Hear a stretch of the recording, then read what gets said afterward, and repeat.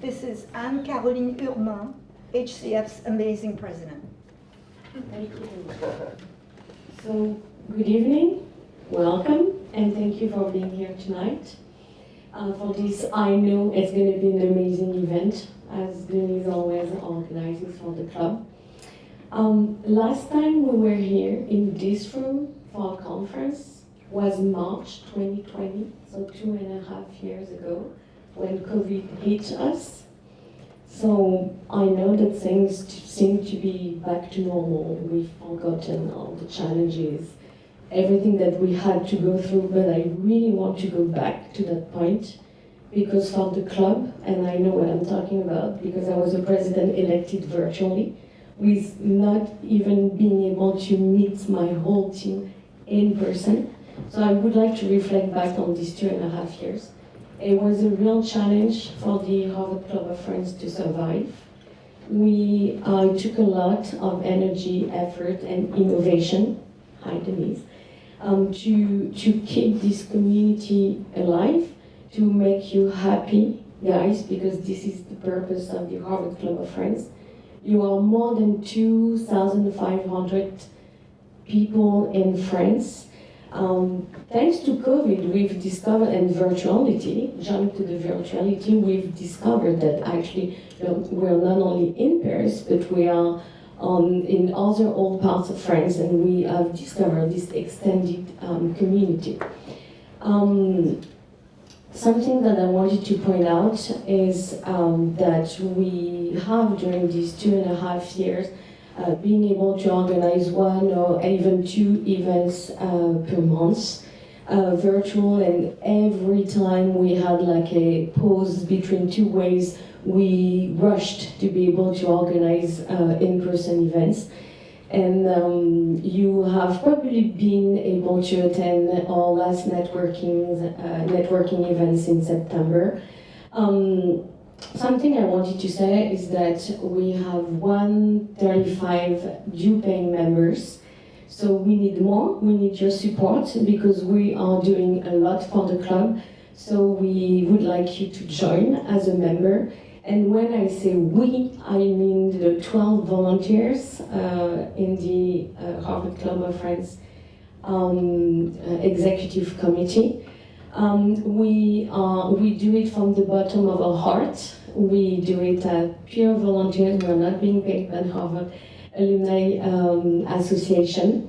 And I would like to introduce some of the executive committee members. So our secretary has just left, Denis Péchard de Chamberlain. We have our treasurer.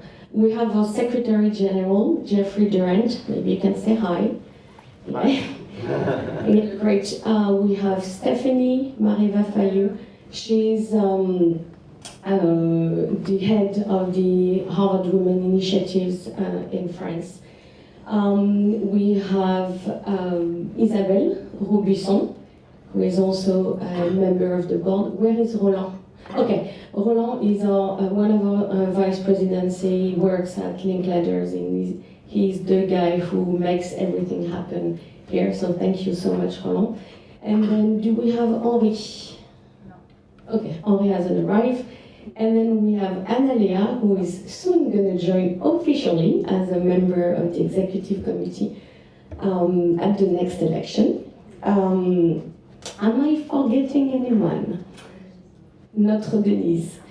So Denise is the vice president for strategy and innovation, innovation and strategy for the Harvard Club of Friends. Denise is the founder of Basil Strategies Communications. She's also the co-founder of the VR for Health platform. Denise, you're a global digital health thought leader, influencer, and entrepreneur. Denise graduated from Smith College in Government before she served as a US Foreign Service officer in Mexico City. And then she got her MBA at HBS.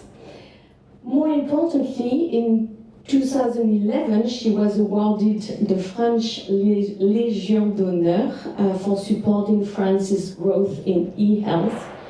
And in 2018, she was elected to the Inspiring 50 Women in Tech in France. I know that's a lot and I have more to say. And more recently, in 2022, so actually this year, she was selected by the European Commission as a Digital EU Ambassador. She's a very active member of our community. She does so many amazing things for the Harvard Club of Friends, but she also produces the podcast for the Harvard Alumni Entrepreneurs SIG with Philippe, who is one of our speakers tonight. These podcasts are amazing, so listen to them. And this being said, I think that I will hand over to you, Denise, because we would love to have an introduction on our speakers. And yeah, this is it. Thank you.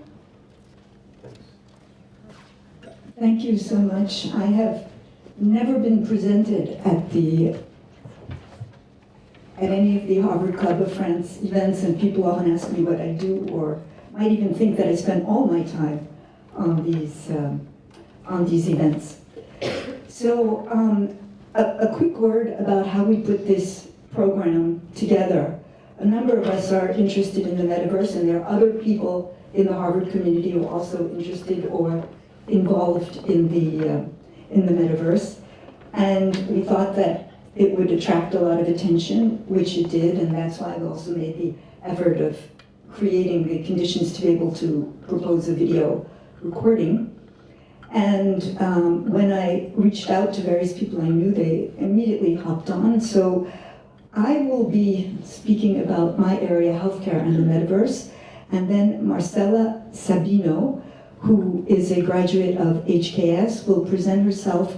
We will each be giving our definition and view of the metaverse, because there is not any one right way to see this, and as you will see, there are so many moving parts that there are really no two identical ways to participate in the metaverse.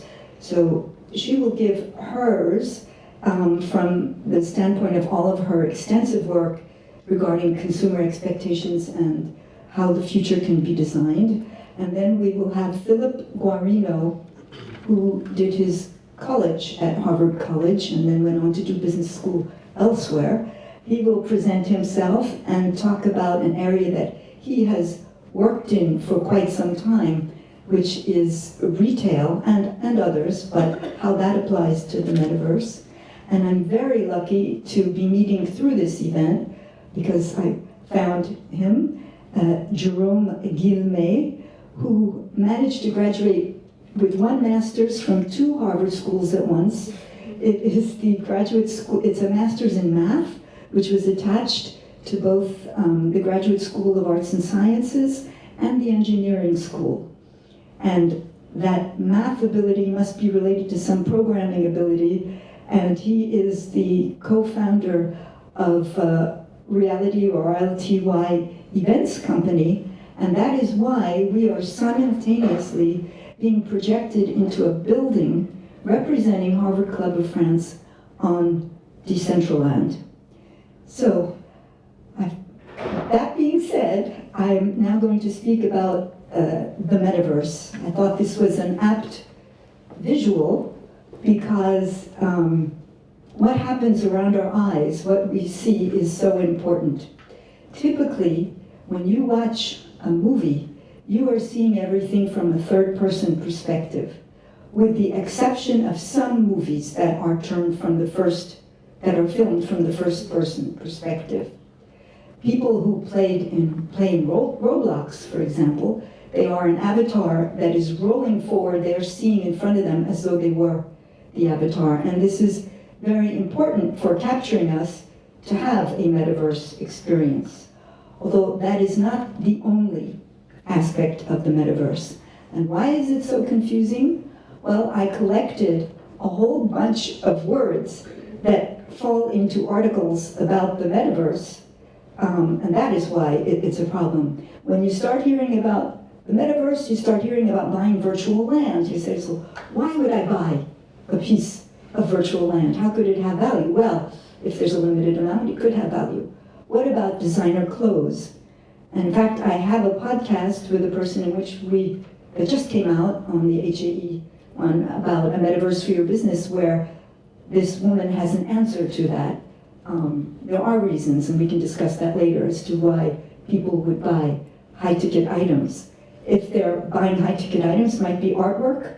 Well, to do this artwork as an original piece, then you might want to have a non-fungible token. Yet another word if you want to use the metaverse. It wasn't this hard when email first came out. And then there are general tokens, there's different cryptocurrencies. Which one might you be involved in? And how does that all exist? It exists based on a technique called blockchain that you've heard about, and if you don't work in it, you think, I don't need this, I don't need to know about it, it's a little bit too much for me. And then there are all these new companies, and I'll bet you some of the business people in the room said, I want to find out which these companies' stock might be rising, these metaverse companies. You can see the names. There are the current ones, and there are the ones from earlier, like Roblox has been around for a ton of time, or Fortnite. They weren't really being called metaverse. They were just gaming communities. And there's a lot of overlap that the kind of people who would spend hours, that nephew or niece of yours who you go over the house and they're only in their gaming chair and playing all the time. Yes, they are ripe to go to metaverse type projects, but that's not how they saw it to begin with. This is Matthew Ball. You've probably heard of Matthew Ball. He has, by a tremendous amount of writings and podcasts and a big fat book that came out recently, he has come up with what is probably going to be the most standard definition of the metaverse as a massively scaled, that means could be everybody in the world if they were able to be on a device, so billions of people. Interoperable network, meaning that whereas up until now, you couldn't take an avatar that you would create on Roblox and walk it over to some other virtual world, but that is where they're trying to go. Real-time rendered, for people who are not in video, real-time rendered means if I do this with my hand, there's all this movement. If we're in a cartoon-like location, you would have to have drawn in advance all of the possibilities. Except in the metaverse, you don't know where my hand is going. So you can't have prepared all of those in advance. That means you need real-time rendering, you need a ton of computing power, which is another thing that isn't happening so soon. It has to be experienced synchronously.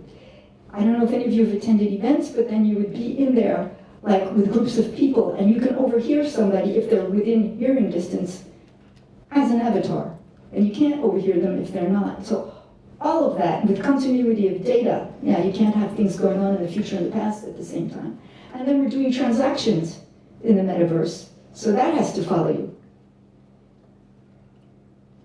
So now let us talk about healthcare in the metaverse. So it isn't necessarily about being behind 2D or 3D questions of headsets.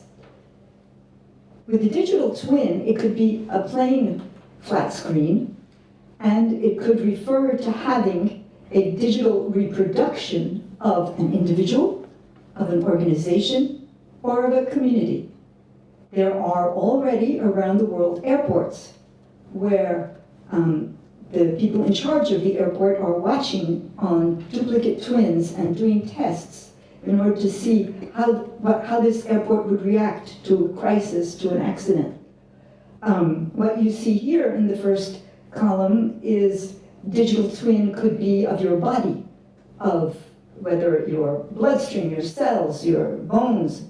It could be predictive without seeing you at all. It could be a digital twin just to see how your blood work might evolve over time through strictly mathematical calculations. It could be by using connected objects, sensors.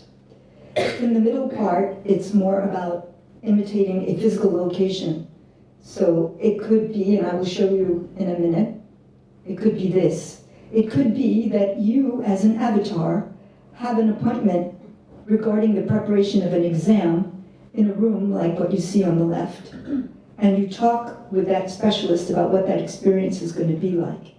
Very recently, in a cardiology conference, there was a consultation done at a distance between a man who accepted that it was going to be projected into a conference as he discussed his heart condition with a cardiologist who is used to doing this sort of teleconsultation. So what you've been doing as teleconsultations could count as being part of the metaverse. And in the Middle East, in the UAE, there's a healthcare group, I guess, that has said they want to turn their whole hospital into a digital twin, offer all sorts of metaverse services. They want to be the first.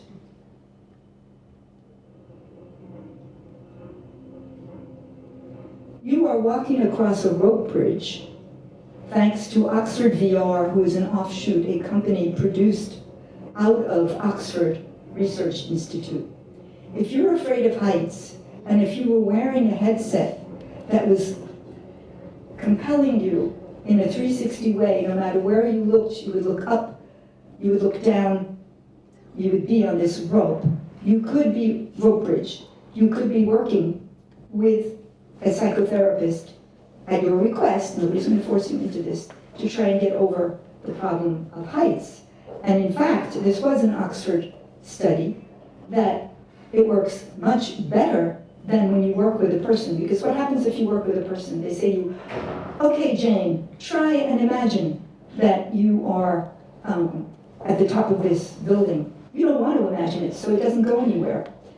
Whereas with this, you've agreed that you want to try this bit by bit, very slowly. They will take you into a more and more progressive scenario, and it turns out that they get several times better results by using virtual reality than if it was just talk therapy. Now, it doesn't have to be, welcome to Trip. It doesn't have to be about real anxiety. It can be for wellness. The experience you're about Trip, to have is TRIPP, is a company out of California that has the best-selling app. People purchase their headset, they take the app, and they do this every day. And the good results they get have been demonstrated through research. This is scientifically validated research. In no doubt. It doesn't have to be about wellness or acrophobia. It can be in cases of dementia. There is a company proposing headsets and apps that will take, this is called reminiscence therapy, that will take an elderly person back to a time that their brain does recall. And there are others proposing also for elderly people in old age homes in France, elsewhere in Europe, in the US, to be able to escape to places they can no longer travel to. It was used in the UK when there was that big Grenfell building that burned to allow people to grieve. So there are many, many warm uses, but it can be used for physical therapy. When a doctor or a physical therapist tells someone that they have to do 55 repetitions of a certain movement, thanks to virtual reality, that will be counted automatically. The sensors will know whether they did the movement right, and real progress can be made. There are dozens of companies doing this around the world. Blood draw, you can have a phobia of needles. You can also just find it painful. By being captured in a headset and seeing a calm underwater or other scene, people will not flinch. They will not even know that that session, that particular activity has taken place. They will say, when do we start? The goggles funded by the Flinders Foundation. This is another children's example. Centre's emergency department. As young patients undergo procedures, they're now being offered the virtual reality headsets. Today, Tyson is being treated to an undersea adventure to take his mind off the pain. Instead of going away from a procedure crying often, they're bouncing away and happy and telling stories about what they saw. It's a win for medical staff and parents too. And this is a woman I had the pleasure of meeting This is Erin, who lives in New York State, and after a first childbirth where she felt that the child was groggy from the anesthesia the local anesthesia that she had had, she said that to her doctor, very forward-thinking man. This was 4 years ago. And he said, well, let's try next time, no anesthesia, VR. She did it, and shortly thereafter I was able to interview her on a panel, and she used it again for a third birth. So it speeds up time. You feel that not much time has gone by, and you're distracted from the pain. So that's what I had to say about healthcare. I'm now going to give the mic to Marcela.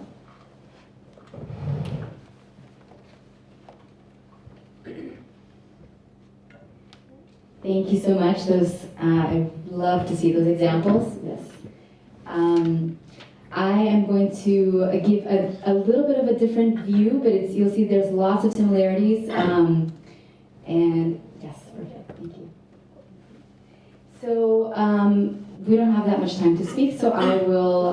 This is a welcome to the metaverse, but it's a very fast-paced guide for beginners. I know there's some people who are not beginners in this room, but you guys can chime in later. So I'm Marcela. I am a Foresight strategist, a creative director, and an innovation designer.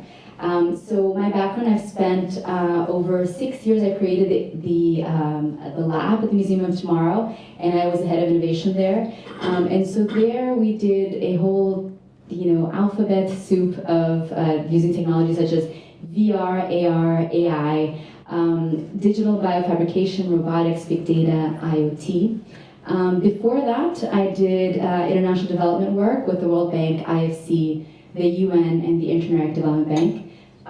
I was a former innovation strategy lead at 500 Startups, so the other side. And then I advised the fashion metaverse company that's based in Miami. It's a startup, actually, and I'm a consultant for a startup that is onboarding creators onto Web3 and the metaverse. And so, as Denise said, I'm from HKS, Harvard Kennedy School. I have a master's in the design of entertainment from the European Institute of Design, and before that I went to Amherst College. So now I help companies understand the future and experiment with the metaverse. So what is the metaverse? Denise gave a great definition, which I also love, but I think this one is a little bit simpler, which is why I like it. And it is the next generation of the internet, simply put, that is always real time, mostly 3D, mostly interactive, mostly social, and mostly persistent. So much of what Denise said before, real time, that is, it's not a movie. So these have not been pre-scripted. The things are happening at the moment. So whether it's engaging with other people, mostly 3D, it's immersive in as much as it can be.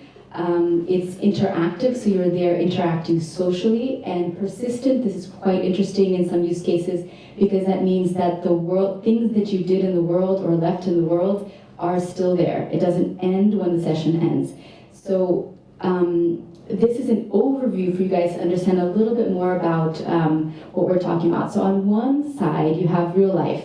And I think of it almost as a, how do you say, like a continuum. Yes, thank you. So you have augmented reality, which puts a digital layer on the real life, mixed reality, which merges the real world and digital world, and virtual reality, which you're fully immersed in another world. And I think that this question we now have to ask is, what really is reality? And it's a really philosophical discussion if you think about it. The best is to think about it over an apéro wine. But I really think that it just means intersubjective experience, which means if I see something and you see something, that means it's real. Whether it's here, whether it's in Decentraland, Roblox, wherever. So I think now I'd leave that discussion for later because we don't have the time, or we can talk about this after. But what is the metaverse made of? It's actually an ecosystem. So you can think about platforms. Decentraland was mentioned here, Web3, Web2 also, like Roblox. And devices, there are so many devices, many coming out. One big one came out yesterday, the Meta Quest Pro. And devices that we're used to too, because you don't only need these devices, you can go in with the browser, with your phone. And one more that I think will change everything, this is Mojo Vision's Lens. This is unbelievable. This is something that I've been following for a long time. It has batteries in it. It has a micro LED display. It has an image sensor and motion sensor, so it knows where you're looking in space.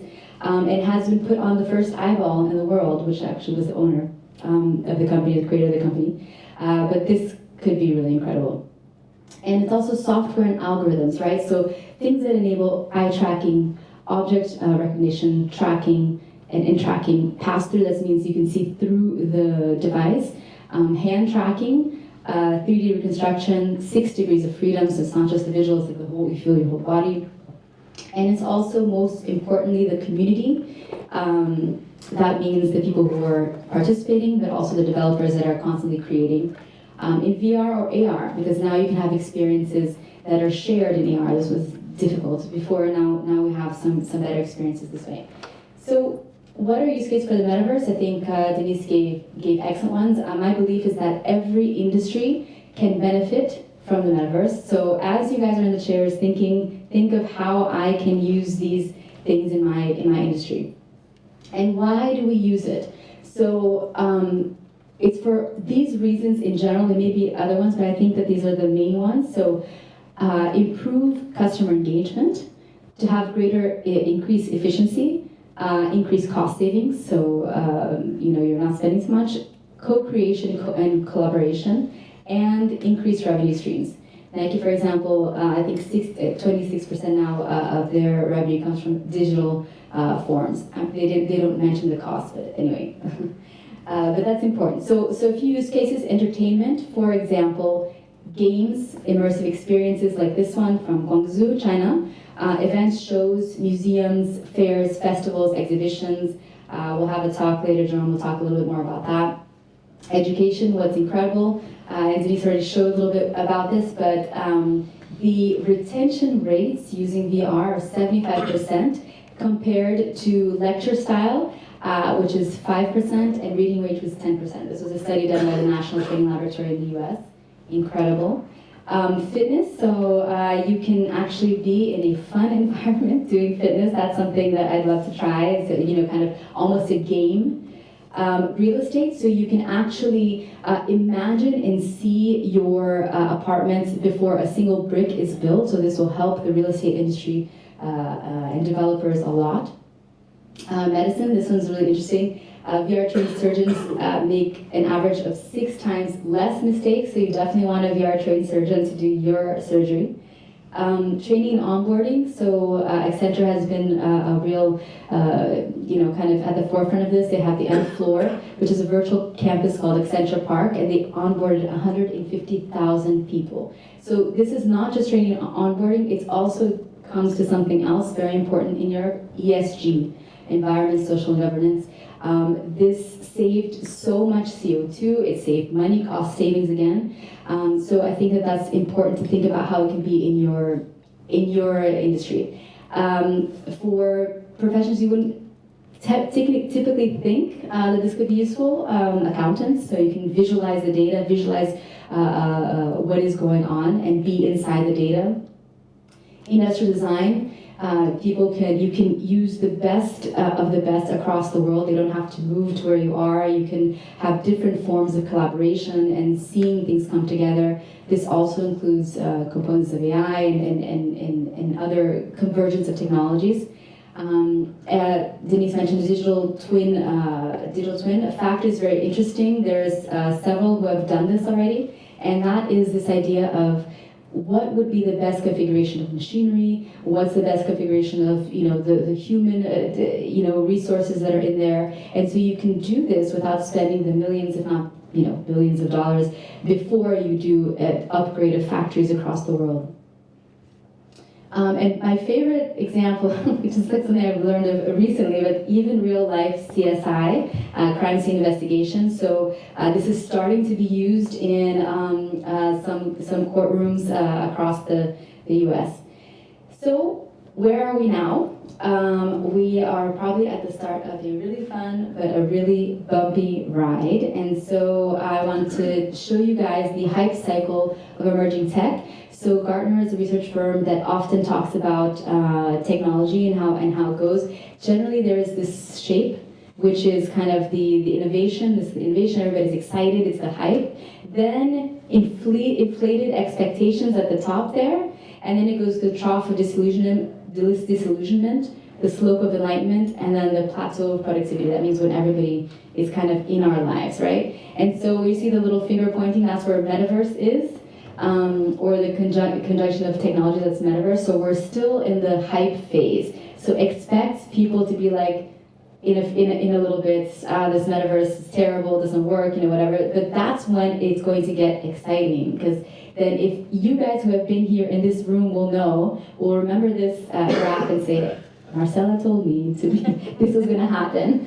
And then start watching out really for this space. So what should you do about all of this? So I think that the main thing, this is what I try to get companies to think about, is start experimenting, fail fast and early. You don't need to do these huge metaverses, there's many. You can do small portal experiences, which are AR experiences, which are very simple. Like you're starting to play around and see how these things connect to people, your customers or your internal customers or your staff. And it doesn't have to be these huge megalithic structures. The most important thing is really know what you want to use it for. Don't say things like, I just want to be in the metaverse. What's the strategy? What's the business need that you're talking about? And then reinvest and do it all over again until you get it right. And so you can be ahead of the crowd. This is easier said than done because often there is a corporate immune system that's there that, I see people nodding, that they know the corporate immune system. And so sometimes it's crazy, but in companies that I've worked with, we're talking about things like, nanotechnology and things, but it's actually the getting it through internally is the hardest thing, getting buy-in internally. So that's what I have for you guys today. I know many of you, but for those who I don't, feel free to connect. We can always chat. I love this kind of stuff. So thank you very much for your time, and thank you, Denise, for the organization.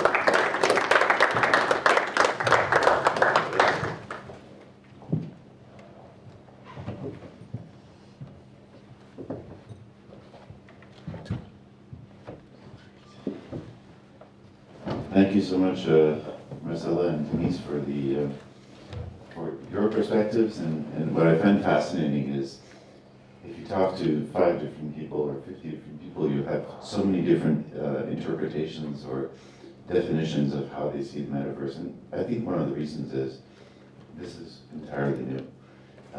We're at a very, very early stage development. And there's so many different applications. The way I like to see it,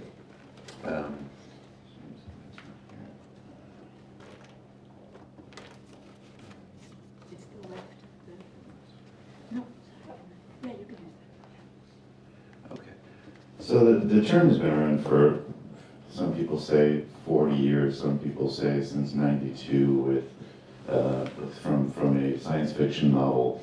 And the concept is fairly basic insofar as it was jumping into a world that was out of our natural world, and into a parallel universe, a fantasy type world. What has happened, however, over the past 10 years, and specifically over the past 5, is that technology has advanced to such a degree, and most of it, I'd say the biggest catalyst has been the gaming industry. And gaming has really driven a lot of these improvements in terms of visual improvements, in terms of technologies, some of the things that we're seeing in VR, AR, etc. There are kind of two types of experiences. There can be pure experiences, so like pure metaverse experiences where we enter, we're doing something directly from our desktop, or we're doing something directly through a sort of VR or an AR device. There are other type metaverse experiences where they simply augment our current physical experiences.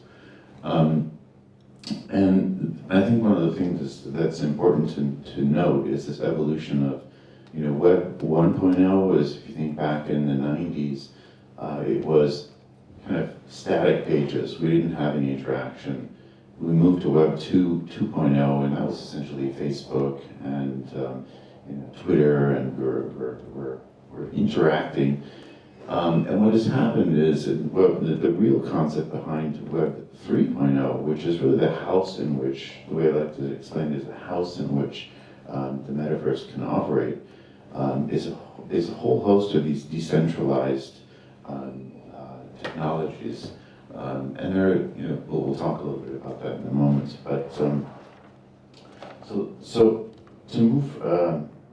Okay, so to move forward with, when we talk about retail, we talk about the metaverse, what is it that's in it for brands? First of all, as I said, this is a really nascent, or really early stage. Longer term, of course, the desire is for that parallel universe to create an entirely, duplicate an economy, if you will. That would be the dream. And obviously to have the reinforcement of these two worlds. But the economics of the metaverse is pretty elusive still, and it hasn't really been materialized because we're not there yet. So in the meantime, what we are seeing is that that it is being used a lot for branding. I'd say that is the most common of cases. And we'll look at some of these cases in a minute. Engagement via gamification. Again, as I said, the metaverse really kind of has a strong gaming component to it. And gamification is a great way to get stickiness and to get engagement, build community. We're going to look at an example with Nike, which is probably one of the superstars in this realm. Also loyalty. So there are companies out there that are using the metaverse to test, to see how they can engage with their consumers a little bit better. Starbucks has a new project called Odyssey, which they launched some time ago, where you can actually go and you can, if you're a member of their loyalty program, you can kind of poke around and win prizes, and you can give them to charity or cash them in for, and they interestingly made it such that you don't need to have a crypto wallet. You can just basically use it which was a smart move, because that's one of the biggest challenges of the metaverse is adoption of crypto, which is kind of, makes sense. It's difficult for people to wrap their heads around at first. The other thing is deploying new or underutilized assets. So you look at a company like Gucci, they can create 1,000 handbags with basically zero cost. And also you see companies that are pulling, as we'll see in a moment, some information for some assets that haven't been used in the past. And then finally, it's really enhancing the retail experience. So, IKEA is using it to see how's this dresser going to look in my home. Apple and L'Oreal are using it, how makeup going to look on my face, etc. So moving forward, but we're not there yet. We're really in an age of experimentation, and there's a lot of fear of missing out going on. So companies are just jumping on board and just trying to do as much as they possibly can. Right now, some of these obstacles that we're seeing is the fact that we're seeing limitations such as taste, such as obviously what you can get when you're in person. You have smell, you have touch. What you see here is an experiment that with the haptic glove that Meta has been investing in, has spent oodles of money on. It's still not really a functional thing, but the idea is to replicate that ability to feel weight in your hands, to touch things. And you know, there are challenges with this connection between the physical and the virtual. Not speak of fatigue and nausea that can happen with a lot of these sets and user adoption. So just a few really quick examples of retail applications, virtual stores, pure play and enhanced experiences, location-based AR, product info, AR try-ons, enhanced e-commerce. So being able to basically use your phone or use a device to be able to have more immersive experience. And I had a quick, how can I turn that on? Here, just to show you this is just one example of how you could potentially overlay. The video this. Yeah. It's not, it's a separate file, yeah. Oh, Yeah. is it in the folder? Yeah, no, it's there. Yeah, great.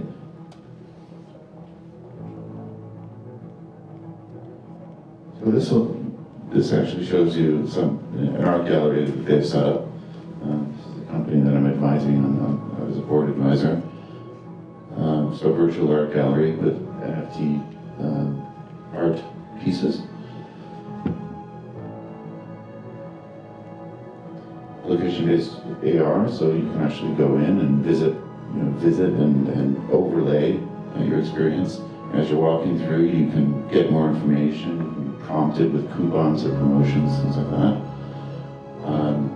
You try on shoes, try on whatever you're about to buy. And then interactive marketing, which is more playful, kind of engaging. So just a quick example of some things that you can do. Some of the companies like L'Oreal have done, and MAC, as I showed here, have done some try-on things for makeup. So moving really quickly, I've been working with a company called Acme Labs. I've been advising them. They basically have created they're working with a gallery called the Chuck Jones Gallery out of San Diego. They have the license for Looney Tunes, and so what they have done is actually created an immersive kind of VR gallery experience. But then they've also done a virtual gallery where they've kind of unearthed old Looney Tune characters from the 1980s. And created NFTs. And so it's a huge new revenue stream for them. So would be kind of I'd be remiss in not mentioning NFTs. Basically, without getting too complicated, it's just a one-of-a-kind concept, digital receipt of ownership that resides in the blockchain.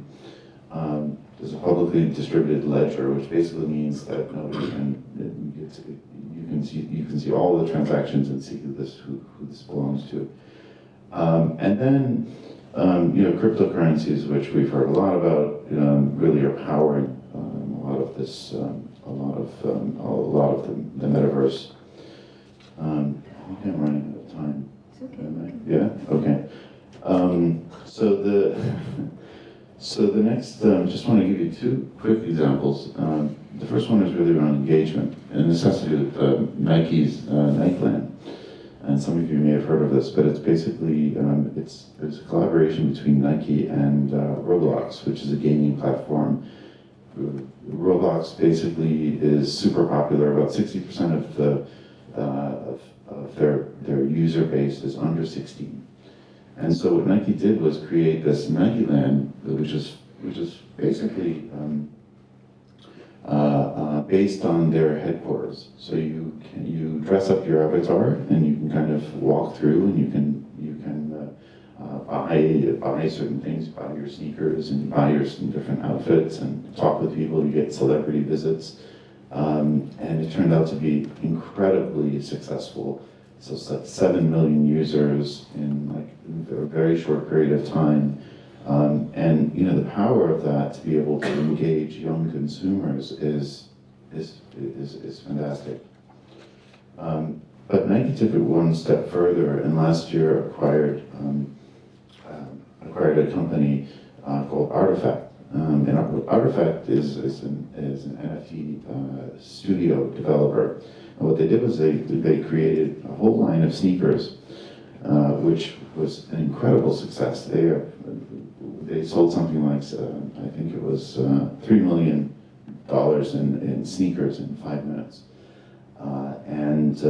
So selling these virtual sneakers came with a real sneaker that came in the mail afterward. But they were priced between $5,000 and $9,000 each. And you think, wow, why would people do that? That's a great question. But there's also a lot of speculation in the process and reselling. And a lot of these were resold 50% more than what they were before.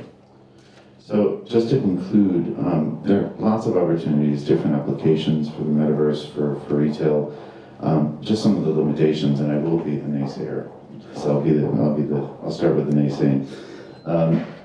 Some of the limitations right now, first is fast and stable network connections. Take it for granted that in a city like Paris or in New York, you might have fast connections, but not everywhere in the world does have them. Hardware. So those VR sets have improved. The prices have come down, but they're still clunky. Portability. So I can buy my Gucci bag, but can I take it from one platform into another? Not really so easily. So is that bag really mine, or if have I just rented it, if you will? Second is adoption. One of the gamers feel very comfortable in this world. Everyone else, there's a bit of a challenge there.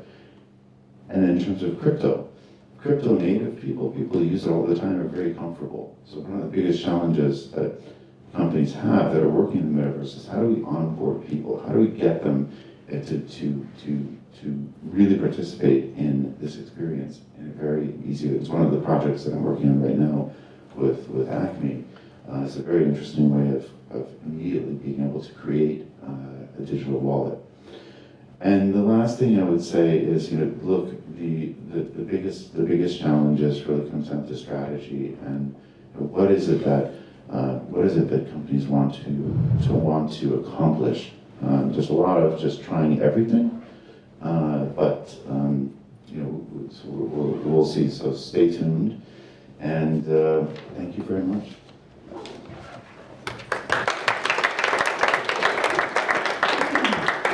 So Jerome Guilmet is now going to give us a practical demonstration of his business in Metaverse events. To do that, he needs to either get on YouTube or... Actually, I ran out of battery, so I don't think I can... It's no longer streaming on YouTube. Is there a way to connect it or not? No? No, they said they don't. No, they don't want to touch it. Okay. But we could use YouTube on this computer. Yeah, it's just that I was streaming from my computer, but actually it ran out of battery, so... Okay, so in a practical It's like, example. I will share some videos with everyone on LinkedIn, so that will be a nice way to connect. Maybe somebody has a cable For yeah, what's the computer? Eventually, what's the computer? MacBook Pro. I have Regular one, one. but more recent. MacBook Pro. The USB-C? Yeah. So But I mean, anyway, if I do not connect it, okay. that won't be easy. I mean, anyway, I will share it on LinkedIn tomorrow. If you have me, you will see the videos and everything. That will be nice. So I will just make a quick introduction about myself. So I graduated from Harvard in 2009. Spent a couple of years in banking, and then I created my first company in 2012. And I spent basically the last 10 years developing tech and digital products for startups and innovation groups of large French corporations. So I created that company in 2012. grew the company until 2017, 2018, and sold it to a large French corporation named OnePoint, where I spent the last basically 2 to 3 years there.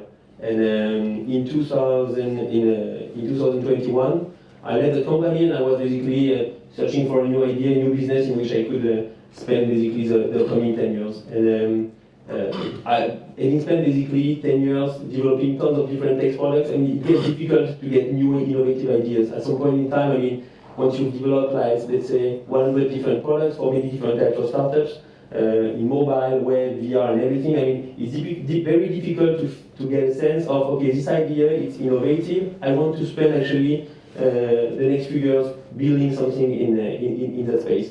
And the Metaverse space, and thanks to Facebook, with Meta, got very popular basically last year. And actually, I got that the same sense of feeling that I got 10 years ago when I started working in the mobile space, meaning that I felt like everyone saw a real potential.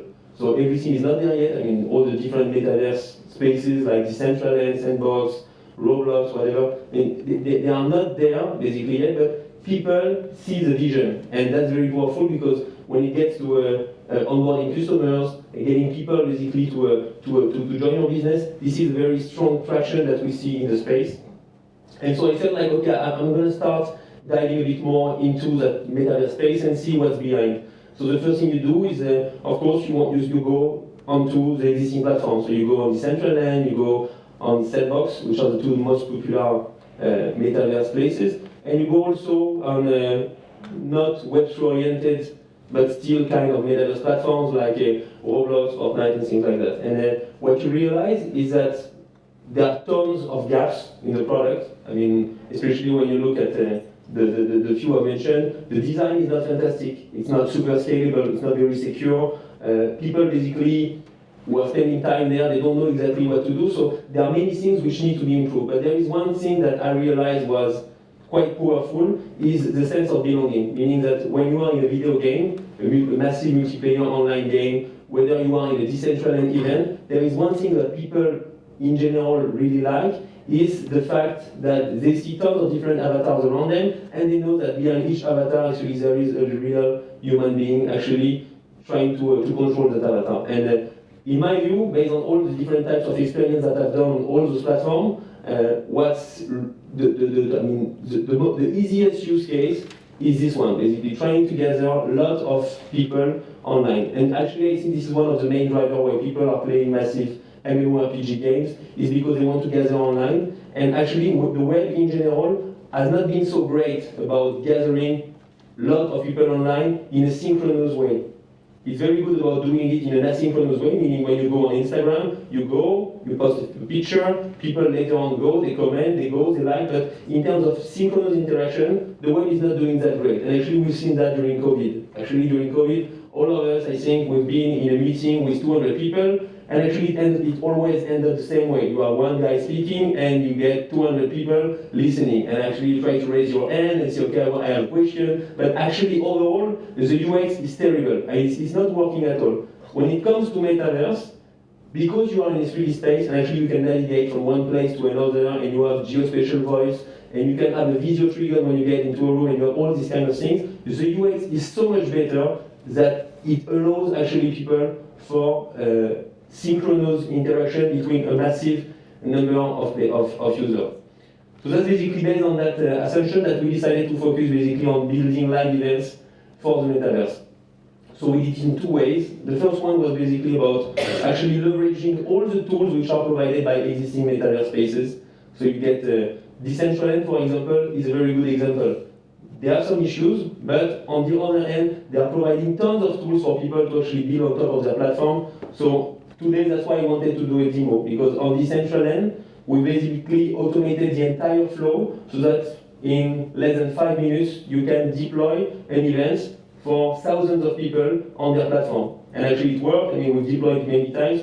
One example is the event we did for Paris NFT Day a few months ago. It gathered more than 3,000 people online on Decentraland. It was a nice success. And actually, this kind of event, we can very easily deploy it in 5 minutes, and making tons of features, such as building customization, providing different live streams, having some dispensers for wearables as NFTs, for POPs, proof of attendance protocol NFTs, having NFT gallery. So you have tons of different features that you can have out of the box, and you can create for a small amount of money an experience for thousands of people on existing platforms. So this is the first thing that we did, and we basically spent the last 6 to 8 months building tools which can ease the process of event creation on top of many different existing metaverse platforms. And concurrently, because we are aware of certain limitations of these platforms, because they want to be open, because they want to address everyone, there are some limitations in terms of server capacity, in terms of scalability, security, so that will be very difficult for them to address. So concurrently, we have developed our own ecosystem, which is more of a closed ecosystem, contrary to existing open metaverse, but which has many benefits, such as security, scalability, and higher graphics. So this is basically what we are currently doing with RLTY. I invite all of you basically to check our... Go on to your LinkedIn account and show BPI. Sure, I can connect actually to the... If you know your LinkedIn password. Or anybody. If you're in Web3, usually you do not log into other computer, you keep it for yourself. No, I mean, just to make it sure, I mean, basically if you go on... I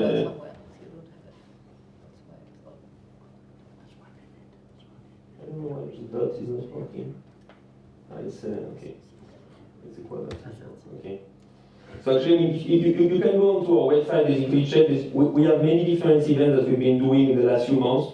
So we did events for BPR, we did events for World of Women, which is one of the top 10 NFT collection worldwide. We did also events for Meta Circle, the European think tank, different types of NFT affairs in Los Angeles, Paris, the Metaverse Summit also. We do also, so basically we are experimenting now. We're trying to make different types of events, some which are basically digital twins of physical events, just to see how it goes. We're doing it for private events, like corporations like BPI. We're doing it for, also now we're doing it for music events. So we're doing many different types of events, we're building different types of building, and we're trying to make everything reusable. Our goal is not to become an agency. So we don't want basically to do tailor-made events for everyone. What we do is we build the events, we build the tools, we automate the flow, and the goal is to provide the best value for the lowest effort to all our customers. And concurrently, I wish I could have shown you, but concurrently, the space that we are developing, because we are building it, I would say it's much easier basically to develop an experience when you know it will be a paid experience for 10,000 people than for Decentraland, with basically a place open to everyone, up to millions of users. So for example, in our space it's very easy to add a geospatial voice, video chat, different types of features. The only thing I will end up eventually is just about the definition of the metaverse, because I mean everyone came up with his definition of the metaverse, so I will just add mine. In general, when people think about the metaverse, I mean we've seen many different types of concepts. Is it about Web3? Is it about VR? Is it about what? Coins. Is it about tokens? I mean, in general, I would say when you start getting into a space like that, it's really important to get to know what is where is the value and what is the additional feature you can get on top. Can you have a metaverse without Web3? Can you get a metaverse without VR?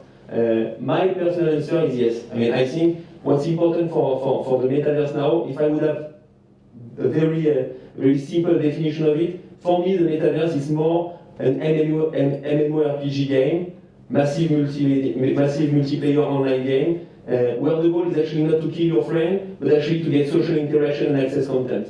So actually the goal is closer to the one of the social network than the goal of a very standard game. So that's my own definition of it. Of course, when it comes to Web3 offers interoperability. So when you have a game, you want people, they get an NFT, they can use it in other metaverse. So Web3 offers interoperability, VR offers immersiveness. In general, it's much more immersive when you imagine an experience with a VR headset. But in my view, if we want to tackle the market for the very short term, I would tend to focus more on the gaming component and trying to gather as many people as we can on a web interface, actually, where people can start interacting with each other and get what the web is currently not offering, which is synchronous interaction of massive number of players, rather than the Web3 and VR components, which are very interesting, already technologically functioning, but are not yet adopted by the mass market. Thank you very much, everyone. So as I was listening to all of this, I think it's really fascinating. You got a real fast forward through these 4 examples of, on the one hand, what that vision could be, that everything could be aligned, and we're certainly not there, and that as we wait for that time when everyone will have a 3D access and no problem with onboarding and have all their currency and go to all the stores and everything will be transportable and it's 24 hours a day and there are no problems in that amazing world. On the other hand, we can see that it's been a number of years in healthcare that a very small number of people, some millions, but small in the world, are getting real benefit for their health by having one-on-one scenarios. The next step will probably be to have online support groups in 3D, which there are, and they're also 2D. We saw about the brands and retail. We saw it could be something as small as an augmented reality, which you could already have, like the Pokemon application, and you can have that a little bit more commercial than was Pokemon. And then I think it's a brilliant idea that Jerome has been developing, because companies are always looking for a way to jazz up their events. And if they have a very important event and they don't have to have an infrastructure all year long and they come and use his platform, that can make a great B2B business. So you've had a very broad introduction to this vegetable soup components of the metaverse. Would you like to ask questions? Annalea will take the mic so that it can be recorded. Jeffrey has a question. So you want to run around the side to him? Maybe Jeffrey can move.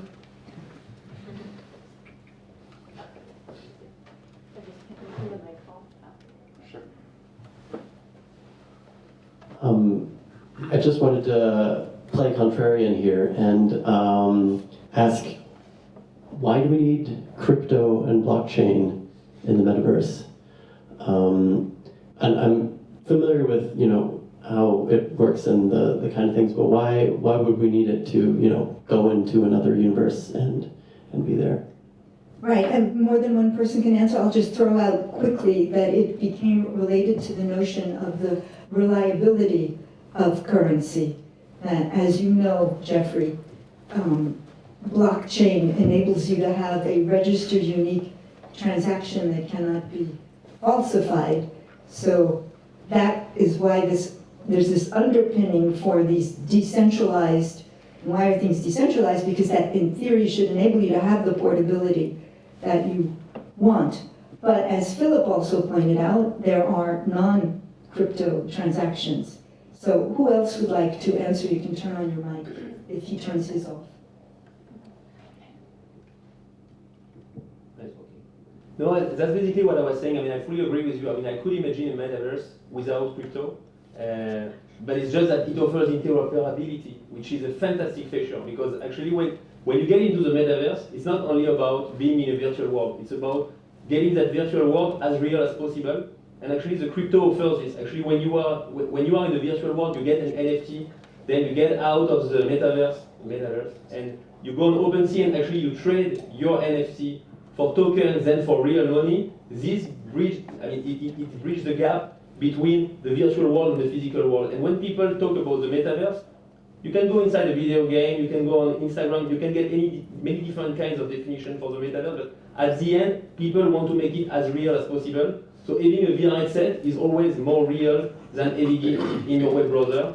And having Web3 transactions will still make it more interoperable and real than with just basically getting some coins like in any video games, and actually you end up playing the video game and you just lose your coins. So you want that sense of that make you feel that everything is real, and I think the Web3 and cryptocurrencies in general offers that sense of okay, it's for real.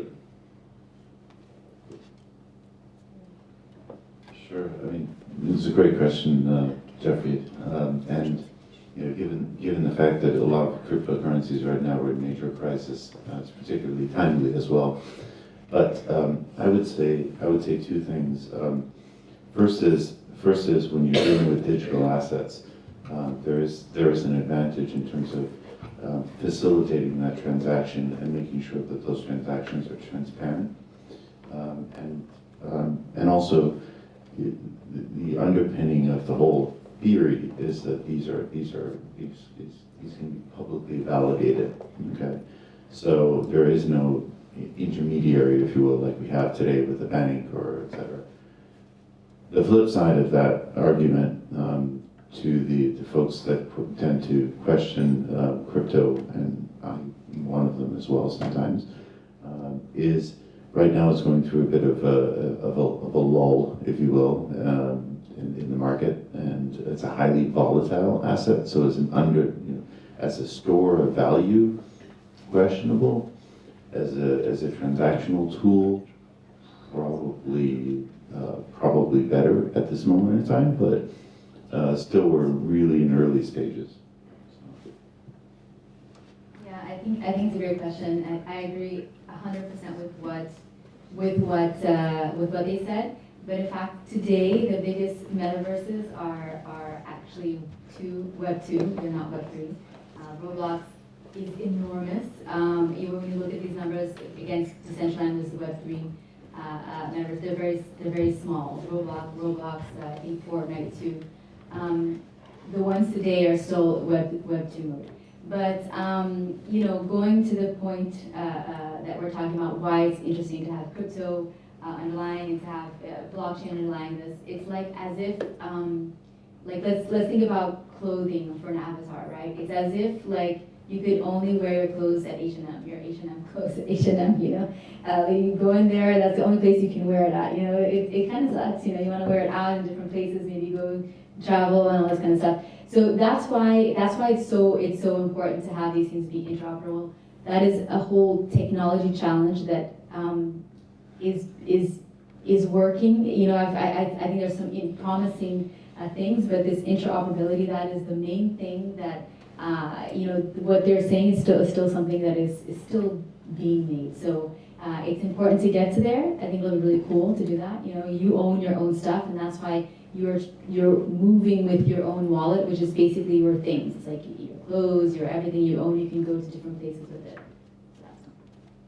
Is your question for her? No, it's just in general. You need a mic. If interoperability is so important, how do you get there? Is it businesses working together? Is it what makes that possible? Part of the problem is the infrastructure itself, as it is built. As you know well, you can't take your PowerPoint to anything but PDF. PowerPoint and all Office are stuck in Microsoft. And today, I believe that's what Meta is trying to do, that they are spending their own money to try and create the technology that would create this base that is interoperable. But we read every day that they're going back and forth in their strategy. Maybe other people have, but my overall answer to that is it's not there yet. Everybody wants to create this. Maybe there are some, yeah? Work. Yeah, I also had a question. So yes, there was a technology challenge. I'm going to speak loud. Okay, technology challenge. But I was also wondering, because you mentioned, especially in retail or for events, that I feel that the sociality is lacking. Especially, I was wondering for the retail, right? We talk a lot about having customers back to the store, because this is where also the relationship and interaction between the brand and the customer happens. So I was just wondering how you see it in terms of loyalty to a brand while you don't have the social aspect. And I was also wondering for events, how do you manage then this sociality human to human? Okay, so I just get back to the previous question before getting to this one, so I'll make the two in one. For the previous one, regarding interoperability, it's very difficult to get things interoperable, simply because when you have different metaverse, usually eventually they use different technology, eventually they have different type of constraints.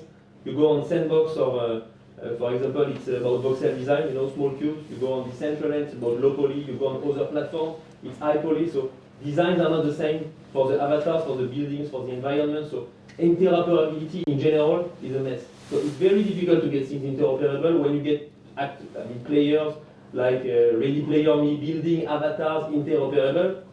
Good luck, because it's very difficult to achieve at the end to have avatars actually interoperable on the different platforms. For example, on my platform, I want to have very low poly characters because I want to have tons of characters. If you give me characters with a very high resolution, I cannot load 200, 300, 400 people in the same place. So, still, Web3 offers a very important component of interoperability. Because with my wallet, I have all my identity, I have all my NFTs, I have my money, so I can eventually easily use it on too many different platforms. And it's a very important component because enabling people actually to go on your platform, connect their wallet, get some money, get their NFTs, and say, okay, you know what, for your board ape, I have something for you. I have a special avatar for you. I have a VIP room, actually you can go to the VIP room because you have a board ape. I can give you access to this special event for you. So this is very important. The second question was more about the social aspect. The social aspect is very important because you don't go into a metaverse just to be yourself and look for an empty space. Or you don't go into a metaverse just to discuss with one or two people. If you want to discuss with two people, you go on a Zoom and you discuss with them through video chat. When you get to a metaverse, you want to discuss with tons of people. For Roblox, what they did, because it's for kids, you can activate the geospatial voice. So you can discuss actually with people around, and it's more or less the same as when we are talking with each other now, meaning that geospatial voice means that when you're close to me, you hear me, the furthest you go, the less you can hear my voice, and actually you get the sense of belonging in the space, and it's very natural because actually you get to hear people who are close to you and you don't hear the other ones, and this is kind of the easiest way to actually get people to interact with each other. So I would say geospatial voice chat is a very important component. This is what you have on basically many VR chat platforms which is enabled. The second component, of course, is the video chat. So what has been done, for example, in Spatial, which is a nice platform, what they do is you can activate you can turn on your camera, and above your avatar head, actually, you get your face, which is basically kind of a video chat for other people. So it's nice. People will say it's nice, it's not nice. In my view, I prefer what Gathertown is doing. What Gathertown is doing is a platform, a 2D platform, so it's not kind of a metaverse 3D immersive, but what they do is when you get inside a specific area, you have 3 people getting into that area, you get a voice chat, a video chat only with these 3 people. So it's very nice because actually you can be into this room, having a geospatial voice chat, and actually you move into a dedicated area and you turn on your video in order to interact with other people. And concurrently, you can have a chat, a text chat, which is more about interacting, for example, during a conference area with the speakers, or it can be about having a cross-server chat, simply because let's assume you have 10,000 people with 1,000 people per server. You will have 10 different servers replicating the same experience for all these users. You can have a cross-server chat, enabling people to chat with each other in an easy way. So, in my view, we need to rely on the existing component that we have for social interaction. Chat, voice, and video. The main point is about how do you adjust this to the new UX provided by Metaverse. Geospatial voice chat is a very good example, basically, about how to use the positioning of all the users in the space in order to compute the right volume for each of the voice streams. I just would want to say about that it really depends on the environment and who is in these events. People who have been on Roblox and come on regularly and want to do those kinds of animations is one thing. People in a particular profession who might go to an event and use this voice, the geospatial voice chat possibilities, it's fine for a while, but for a scientific event, let's say that's going to take 2 whole days, do you really want to be doing this the whole time, and do you want to come back and do it again the next week? There are so many conferences. It's not obvious that it would be the case. I've been to a number of them. I find that it's much more enjoyable to try a new one and see what features they have than to go back to one that we've already done. And I also don't last the whole time of rolling in and out and trying to capture a conversation. But I guess it depends on what your experience has been. If I spent all my time in Nike Land beforehand, then I'd want to do this more. But I think there's a real difference. That's why I saw what you're creating as being so interesting for companies that do specific important events. And then each time they could do something different for their clients. We can take 3 more questions and we really have to go to the next room. So, go ahead. Sure, yeah, okay, that's quite loud. Thank you to the panelists, it's all super, super interesting. A couple of you mentioned that Web 3 is the sort of next generation after Web 1, and social media of Web 2. And in my work, we're thinking a lot about the impact of social media on democracy. I see on the screen now midterm elections, or thinking about communities, and more and more in the last few years, we've heard about kind of the dark side of that and how they're designed to be addictive and to monetize people's personal data, the kind of divisive elements. And so I'm wondering with Web3, and it's some of the same companies actually that are moving into that space, are they changing the habits? Is the business model, it's primarily about selling assets and not about ad revenue? Is that different? From what I understand, it's a kind of wild west of lack of regulation at this point. When I mentioned that on Roblox, I think you said like 60% of the users are under age 16, so it's a lot of children. It's even more. 90% are under 16, and so are they going in and sort of experiencing these new worlds on their own without, adults or kind of regulation there? So I don't know, can you comment on that at all, of sort of like of learning from the lessons of Web 2.0 and doing something differently here? Just one quick thing is that there is an organization called XRSI that is worldwide, and it's out of California, and they're putting together a lot of work, having research done. They have different movements within it, want to protect children, and but I think that we're really it's about security. We're really, again, at the very beginning. I have already read of many cases of bullying and violence and horrible things going on, and that they're not going to be able to control for the same vastness of it. Another reason why I think his idea is genius of doing something for B2B professionals. Yeah, it's a great question. I actually talked to a company who's working on this exact issue. So what I'll say is, as much as Meta has put this idea of the metaverse in the public lexicon, there's tons of people who've been working on the technologies that make up the metaverse for decades and decades. And so, I think the biggest innovation is going to come from other companies that are not Meta. I think Meta is really there to do the scalability and things like that, and they're really good at that. So what he was saying about very few people, you could put very few people in that.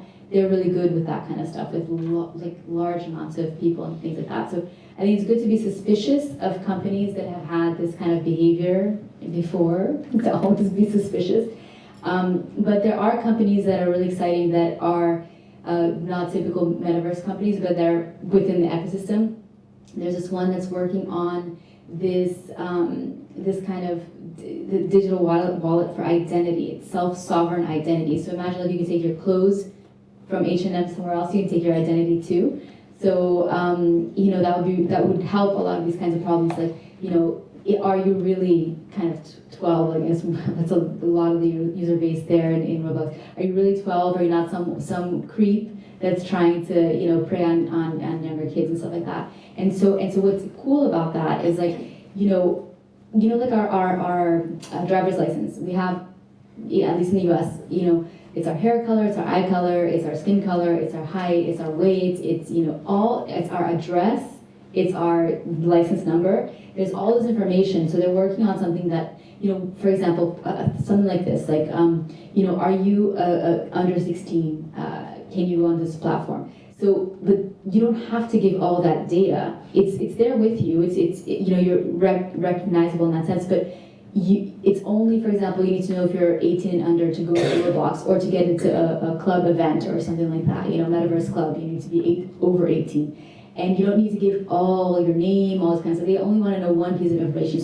So companies that are working on these kinds of things, also when you have, it's really interesting because you're going to make it so much more interesting. Privacy, with this Web3 architecture, hopefully will be more baked in.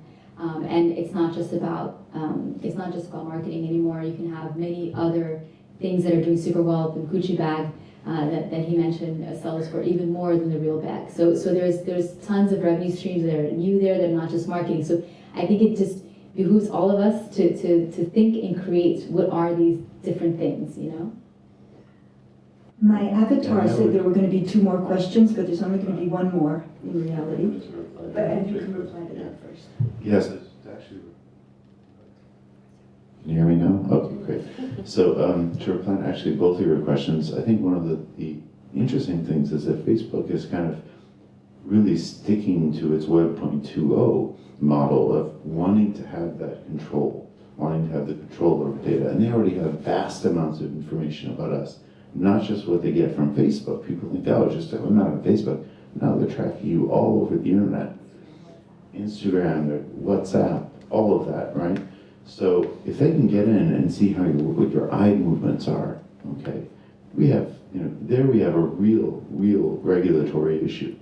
But again, they're sticking with a Web 2.0 mentality, if you will, of we are the brokers of the data, of the information, and that's where the regulatory folks need to kind of put. And the U.S., unfortunately, in this regard, tends to be very hands-off and let the market decide, which basically is a whole industry in and of itself. But it remains to be seen what happens. Okay, so the last burning question. Brandon? Yes, so there seem to be a mix of technological challenges and human factor challenges that you're sort of haven't disentangled here too much. And I'm very interested in what sort of fundamental research or fundamental questions do you think would be good for us to have better answers to? For example, there's some of us who are actually working on both those human factors and these technological ones, and I'm curious about what human factor obstacles you see to the positive development of the metaverse. You've talked about onboarding as a problem. Well, that's actually relatively simple in each specific case. You can some combination of ergonomics and behavioral economics and nudge, and you can figure out how to make that more fluid. But what are some of the other kinds of questions that you think that we need to have real answers to that are going to help this evolve positively?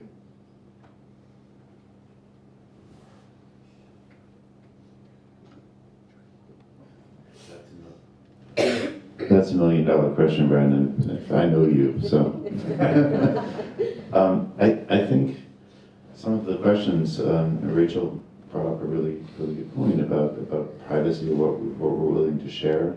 The interoperability is a huge, I would say, roadblock, an obstacle at this point in terms of being able to roll this out.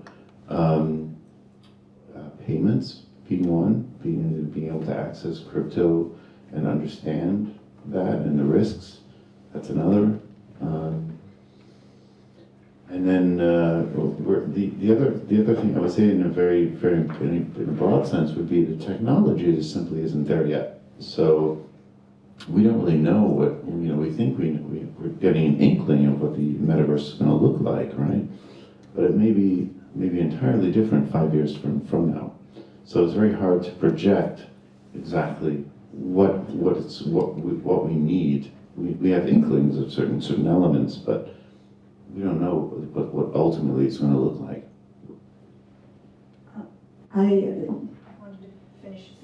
I would say really quickly, I think it's about the values that we want, and I think it comes to a level for me of what is the economic, how What is, do we want capitalism as it is today? I mean, it's a big question, but I think that we need to think about that. Is it serving us in the way that we would want it to? Can we do things differently, experiment in the metaverse with different possibilities? So it's about values and the whole economic system. Thank you very much. That was an excellent question because it can lead to a conclusion. I have been following the arrival of technologies on that graph that we were, the Gardner height graph. And you may not realize that there is one technology that really was responsible for an explosion in the purchase of hardware, and that was Excel. Well, or the grandfather of Excel. There was VisiCalc and then Multiplan, Lotus, Excel, because businesses saw an immediate use for this in really bringing in cash to their companies. And so what we will need for this to go forward is for a number of different uses that you can't do any other way to really appear to us.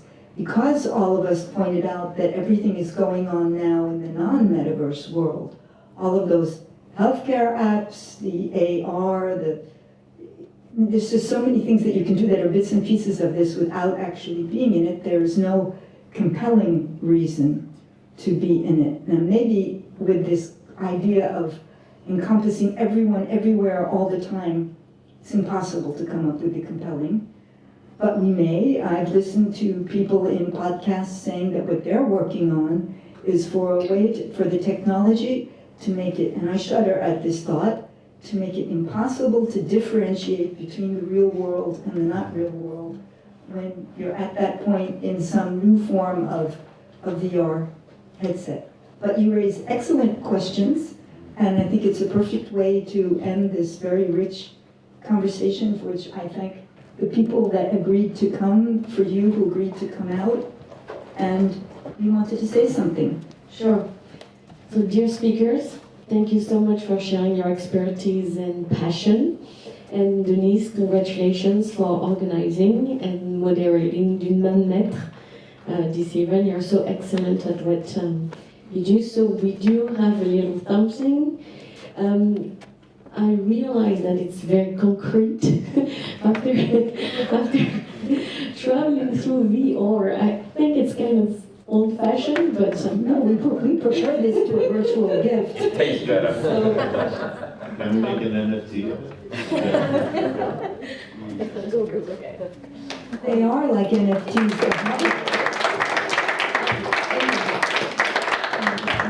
Before going to share drinks all together, a very quick announcement.